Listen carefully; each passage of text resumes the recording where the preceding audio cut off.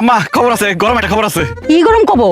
একদম সর্বনাশ হয়ে গেছে আম্মা। কি কও জামাই? আপনারা গেলেন না নীলপর কালার বাড়িতে, ওই সময় আমার মাথায় একটা বুদ্ধি খেলে গেল যে আমি বাড়িতে বসে থাকুম, আমি একটা কাজ করি, রান্না বান্না করি। আমি ডিম ভাজতে গেছি, আগুন বাড়াই দিছি, ধাপ করে আগুন গিয়েছে, ওর উপরে একটা কাপড় আসলো, ওটার মধ্যে গিয়ে লাগছে। বোতলের মধ্যে দিয়ে পানি পানি এই না আগুনের মধ্যে ঢালছি, পরে যেটা কেরোসিন তেল, আর আগুন বাইরে গেছে গা। পরে এরপরে ওই আগুন আগুনের লিগে পাতা শাড়ি আপনার কাপড় চোপড় যা আছে সব দিছি।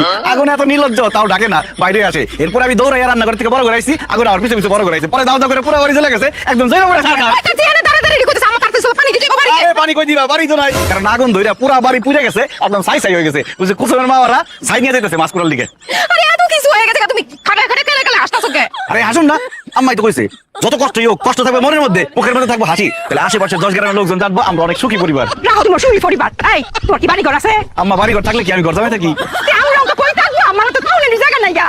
আমি তো আম্মা দেখতেছি যে আপনি ভিক্ষা করা লাগবো, আমরা তো জন্ম সামগ্রী ভিক্ষা দিব না, আপনার দিব, আপনি সামনে থাকবেন, আমরা পিছন পিছন থাকবো, টাকা কোনো কি করতাম?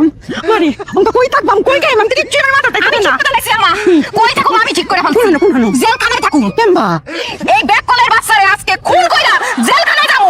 কি কই সব? খারাপ তুই যাবি না। এই কি টাকা